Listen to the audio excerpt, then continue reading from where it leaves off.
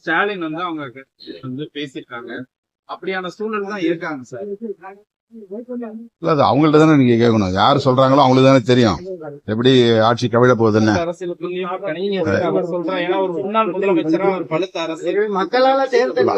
அவரு எந்த கோணத்துல இந்த பிரச்சனையை பாக்குறாரு அப்படிங்கறது எனக்கு தெரியல. எங்களை பொறுத்தவரையில் ஆதரவு நல்குகிற அத்தனை கட்சிகளும் வாக்கு தவற வாய்ப்பில்லை.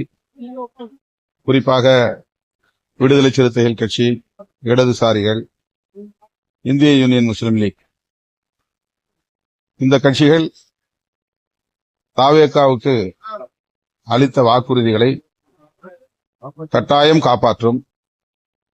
காங்கிரஸை பொறுத்தவரையில் எல்லா கட்சிகளுக்கும் முன்னதாக அந்த அணிக்கு ஆதரவு மட்டும் நல்காமல் கூட்டணியில் இணைகிறோம், உள்ளாட்சி தேர்தல், நாடாளுமன்ற தேர்தல் வரையில் என்னென்ன தேவைகள் என்பன குறித்து அறிவித்துவிட்டு அவர்கள் அந்த கூட்டணி உறவை உறுதிப்படுத்தினார்கள்.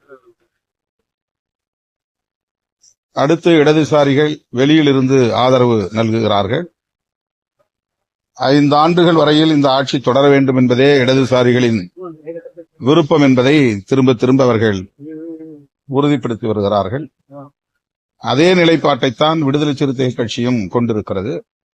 எனவே இந்த ஆட்சி 5 ஆண்டுகளுக்கு எந்த இடையூறும் இல்லாமல் வெற்றிகரமாக இயங்கும் என்று நான் பெரிதும் நம்புகிறேன்.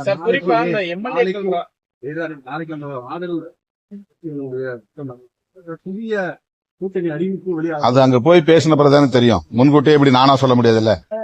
நான் எப்படி அதை சொல்ல முடியும்?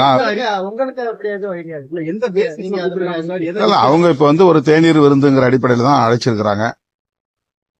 கட்சி தலைவர்களை மட்டுமின்றி சட்டமன்ற உறுப்பினர்கள், நாடாளுமன்ற உறுப்பினர்கள், இப்ப எங்க கட்சியில 2 சட்டமன்ற உறுப்பினர்கள், 2 நாடாளுமன்ற உறுப்பினர்கள், தலைவர் என்கிற முறையிலும் நாடாளுமன்ற உறுப்பினர் என்கிற முறையிலும் நானும் அதில் பங்கேற்கிறேன். ரவிக்குமார் நாடாளுமன்ற உறுப்பினர் என்கிற முறையில் அவர் பங்கேற்பார். அதே போல வன்னி அரசு, ஜோதிமணி ஆகிய 4வரும் பங்கேற்போம். கூடுதலாக பொதுச் செயலாளர் சிந்தனை செல்வன் அவர்களும் அதில் பங்கேற்க உள்ளார். ராஜினாமாங்கிறது கூட்டணி கட்சிகள் கொடுத்த ஆதரவை நம்பாம விஜய் எடுக்கிற ஒரு பொலிட்டிக்கல் இது அப்படின்ற மாதிரி உதயநிதி அவங்க கம்ப்ளைண்ட் சொல்றாங்க. அது அப்படிதான் பாக்குறேன் சார்.